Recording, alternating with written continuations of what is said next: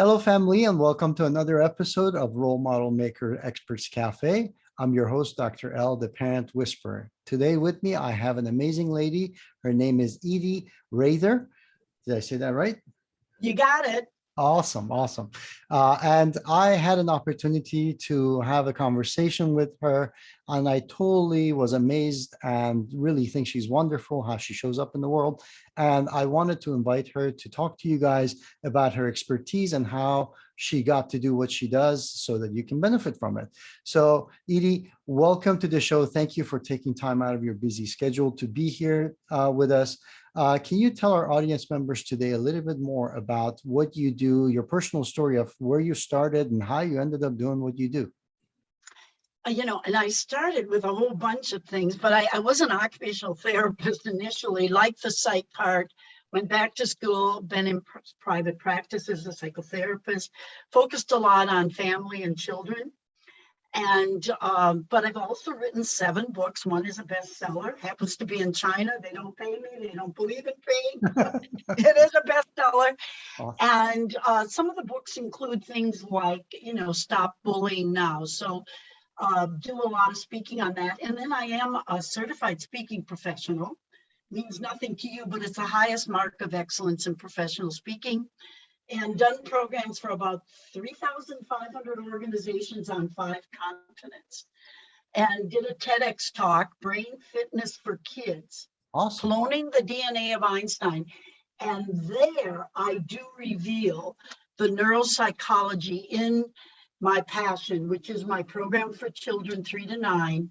I believe I can fly. Fantastic, fantastic. So my question to you is this. Why is this an important topic? Why should people care about this? It seems like parents these days are so busy with their stuff. The last thing you want is one more thing on the plate, right? So why should they pay attention to this topic? You know what? I am glad you put it that way because I'm from Algoma, Wisconsin. I live in North Carolina now. It's a little bit chilly up there. And I was talking to someone, the principal, to get it in their school district. And it was like, oh, our teachers are so busy, one more thing to do. The beauty of this is this takes work, time, energy. It gives it back to you and takes the stuff off your plate because all you have to do is press a button. And every day there's an audio that transforms lives. It's got visualization, mental imagery. My forte is neuroplasticity, mind empowering strategies. And so I don't just talk to kids about building character, I rewire them. I give them a new mental software program that plants seeds of greatness and wires them for health, happiness, and success. And you know what? It does it at the right time.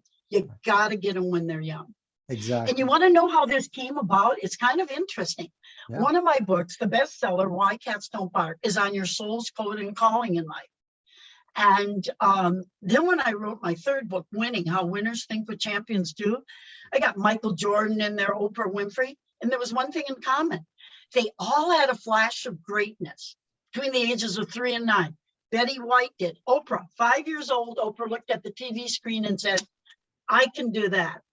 And so I thought, what about the millions of children that live and die, that never sing their song? They die with the music in them, basically. And so this program assures us that for those children that don't have that spontaneous, spark of greatness, this program does it. So they too can be the next Einstein or Oprah. Fantastic. Yeah, Edie, I remember from my days in private practice where we were trying to work with the children who were on the spectrum, that it was really important in that rewiring, because when that happened, instead of you trying to fight the body and fight the brain in getting things done, what would happen is you're working with the brain, and the brain is actually on your side and actually gets these things done with much more ease than you probably could do with hours and hours of talking and arguing and trying to get the kids to see your way, basically. So I definitely see the importance of that. Now, typically, though, when parents come to you, I am pretty sure this is very similar to what I had experienced, is that certain things in their lifestyle, certain things in the child's programming, we're working against them. So what are the typical challenges that you often found with the families and with the children that were the key points that kept coming up? Well, I think one is sometimes they're a victim, they're targeted for bullying, or sometimes they are the bully, they're over aggressive. Mhm. It's a lot of mismanagement of emotions, and we don't teach that. Parents often don't teach it. Schools really have other things that they should be teaching. And I do work with, ADHD and children on the autism spectrum. There are chapters on both in my bullying book. And so what the program does is anticipate what those social challenges are and wires kids so they already have an immunity and a defense system to better cope with a world that is pretty challenging at times. Exactly. And I think oftentimes the communications with parents and I think parents have to remember that they're teachers. Right. They're role models. Right. And sometimes I see too many parents trying to be friends with their kids and not the best coach and teacher and mentor, which is how I accepted my role as a parent. Right. Right. I truly believe that depending on the age of the child, your role changes over time, but especially Right. the age group that you're talking about, you're not there as a friend. I mean, that it will morph into that once the child becomes a young adult and goes into adulthood. But in that early age, they really are looking for answers and structure and guidelines on how the world actually works, trying to understand that. So they really see your actions, they see your what you say to them, and then they try to put it in a frame that they could work with.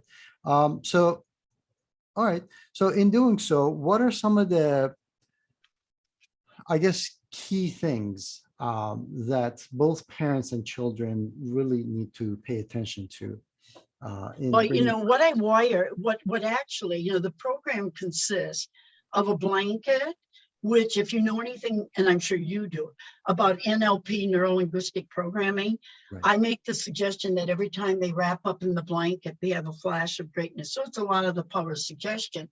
The Mhm. book is an anchor to introduce them to the characters. So they have something to relate and identify with. Right. And then the audio is where the magic is, because every day they play 10 times a day, if you like, one of the audios, which teaches them to be more like, for example, like Gustav the goat. And you know what, I do have one actually, here's the program right here.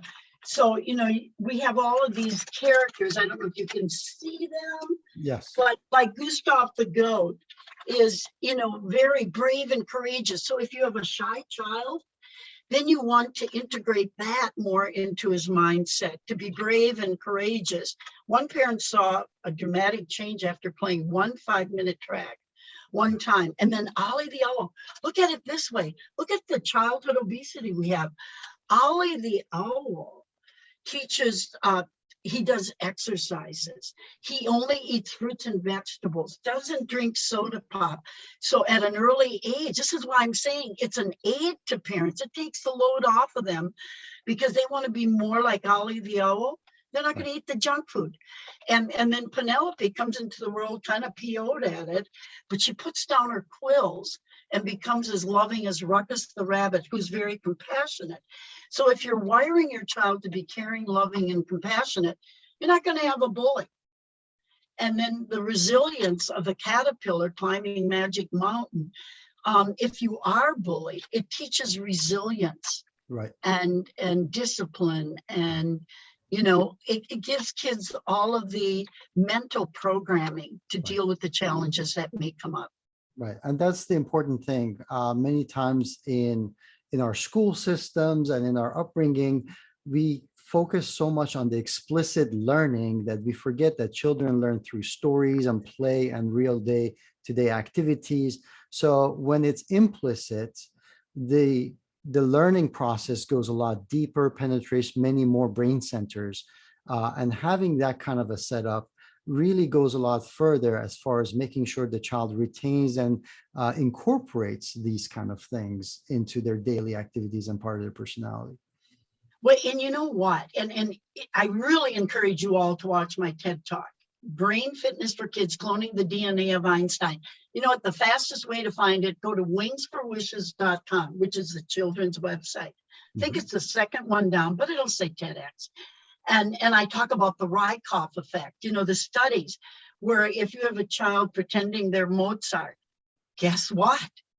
They become pretty brilliant as a musician. And so I bring in all of the, you know, the binaural beats, the music. My children are quite successful, but I was playing Baroque music from before they were born. And because you're in a relaxed body mind state, almost, you know, semi hypnotized, so that all of the learning, whether they were studying or whatever. And that's why I plant these messages at that age, because the brainwave activity in a child is slower. So they are in an open mind, receptive, their brains are like sponges. And that's why if trauma happens at that age, it can affect us throughout our lives. Exactly. So this kind of is an anti-PTSD program as well. Right. It's beautiful how it works, because when you're talking about a child and you're trying to teach them something and they're feeling stressed or they've had negative experiences that basically brings about their fight or flight system and their survival instincts, then that shuts down learning in the first place. So this type of learning where they feel comfortable and open and they're open to suggestion, that's basically the forte of that type of learning.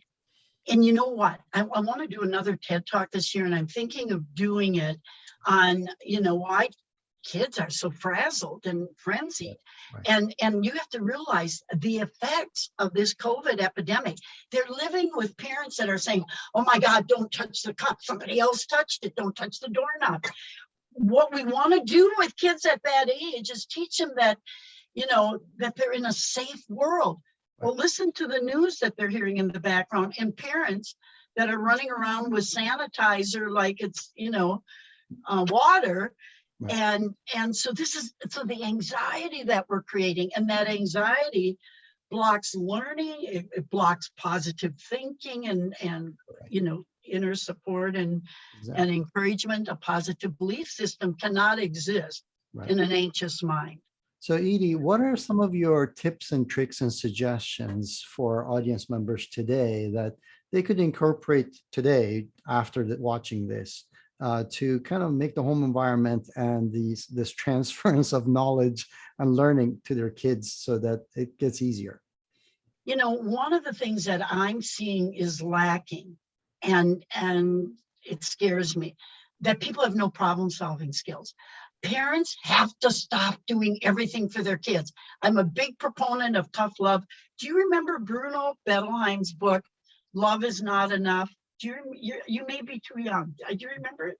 I'm familiar with the concept, but I don't know. Okay, yeah, I'm a little bit older than you. So it came out, I remember in the 60s when I was working. And autism, do you know what we thought caused autism in the 60s? It was called the refrigerator mother syndrome. We pointed fingers at mothers saying that they weren't bonding with their kids. It's a neurological thing. How far off? And all these mothers lived and died, went to their grave with guilt. But allow your kids. I always say, if the kid can pick up the knife, it's time for him to let him butter his own bread. Right. And so I think, you know, stop being a helicopter, lawnmower, mother, father, whatever, and let kids learn to problem solve. One of the things I put in winning was Virgin Airlines. What's his name? Virgin Airlines. Branson. Yep. He was telling, I got his story in the book. His mother took him 5 miles from home when he was about 7 years old and said, find your way back from home. Look how successful he is. Because he didn't have a mother or father that was overprotective and said, you figure it out for yourself. Now, you're not suggesting you go and abandon your kids 5 miles away just for and you know what? That was many years ago. I would be a totally different parent today than I was back then. I remember my kids were like 14 and 16. I sent them to Europe, had no worries, came back fine. Today, it is different. And I do recognize that. But really, ask your kids more questions rather than giving them the answers, because it stimulates the brain and allows them to learn, more creative problem solving skills. Right. And I think that's a big part of it. Yeah, I love especially when they get to a certain age where they have learned the basics of how to run their basic functions and day-to-day life. It is very important that when they come to you with questions, for you to answer that question with probing questions that gets them to think about, why did I ask this question? What is the actual issue that I'm asking this question for? And get them to think about how they can independently solve this. Because otherwise, the time that they get to do this is when they go to college and they no longer have your support around them, that they Right. have to solve these problems that they never foresaw. So it's much better to do it while they're home. And it builds confidence. I mean, and it validates them. If their opinion doesn't count, if you are so structured and you're dictating everything, how can they have any sense of creativity, which I look as the currency of the future? I mean, creative thinking is crucial.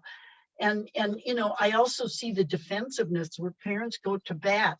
If they can hold the bat, let them bat for themselves. There are times where we have to step in, and whether it's an issue at school or whatever, and getting them to take more responsibility, to own it, because they can't change things unless they first accept responsibility for it. Right. You can never score points when the other team has the ball. Let them hold the ball and own it. Right. Exactly. Awesome. So this is awesome. So taking responsibility or giving the kids the ability to problem solve and be responsible for the decisions. That's a really great point. What else? Any other tips? Let's see. I did allow, there's a kind of a metaphor I've always used, is that it's a very individual thing. Parenting is so individual, and I hate these silver bullet 1, 2, 3, 4, 5. What works for you isn't going to work for me. Exactly. You know what I mean? Yeah. And so one of the things I always told parents is look at it like flying a kite. And if you give them more rope, more freedom, more responsibility, and they can handle it, I don't care if they're 7 years old, then you give them more rope. Right. Because otherwise you're going to start getting somebody who's resentful Right. and angry. And if they can't handle it, then they need more structure. So I think it's important for parents to look at their relationship with their child as an ongoing moving dynamic. Exactly. And where they are. Yeah, it's a great metaphor. And so it is an individual process. Beautiful.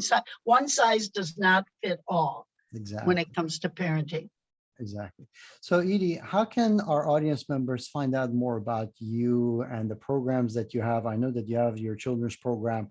Tell us a little bit about how they can follow you and work with you.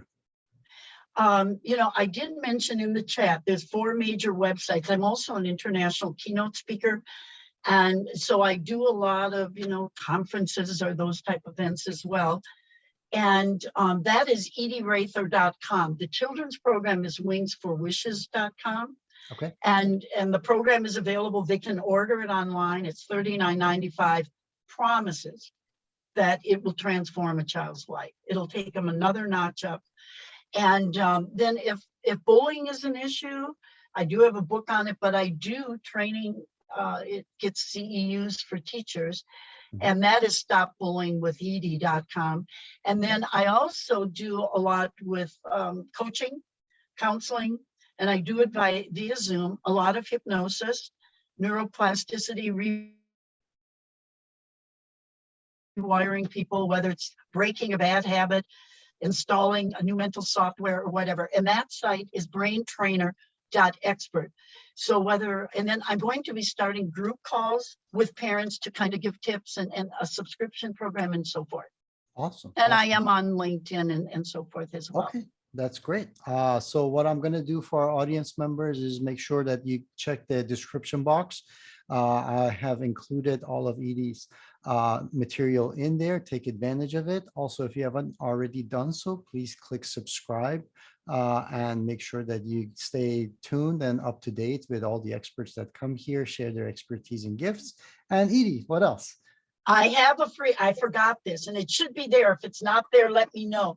Okay. But I do have on the Wings for Wishes website, there should be a place where they can just enter their name and they'll get one of the audio tapes of the program. I think it was a general confidence builder one, and I just want to mention that too. You know what? The important thing is to get kids to do it. Listen, if you want to build their confidence, honey, you can pat them on the back forever, right? And you can tell them they are wonderful and they can do anything. But you know what really convinces us to believe in ourselves? What is it? Doing it. Doing it. Yep. I can say you can throw the football, but until you throw it, Right. you don't believe you can do it. Exactly. So I'm very much for facilitating action, getting engagement, getting the child involved in activities, and giving them a sense of choice within that structure. I'll give you an example. Son comes up to me and he's crying. Wants to quit piano lessons. After 5 years, he still doesn't know where middle C is. That is a problem, and I'm wasting a lot of money, okay? And so it's like, okay, you can quit the piano, but what will you do instead? So he took up the drums and he loved it. So I'm a big believer in that we create a playing field. And within that playing field, we allow them to have choices, all of which can be a safe and positive option. Does that make sense? Yes, I love that. That's beautiful. And definitely, I'm looking forward to that podcast, right? Yeah. Yes, awesome. So guys, take advantage of it. I'll put that in there as well. Edie, any final words of wisdom for our audience members before we finish? I think a lot of it does come down to just valuing the role and the honor you have to be a parent. I really do. I mean, when all is said and done and people are on their last breath, what do they really reflect on? The relationships that they had with their family. Right. So there's a time where we got to make it a priority. Right. I absolutely, that beautifully said. Couldn't say it better. Yeah, nobody Heck, my future is dependent on these kids. Nobody says, I wish I'd gone to the mall more or I watched more TVs. It's always back to the relationships, your loved ones, and how you spend your time. So absolutely, truly well said. Thank you so much, guys. We look forward to seeing you on future episodes. And Edie, I look forward to further collaborations with you. Cheers. Loved it. Bye, everyone. Bye.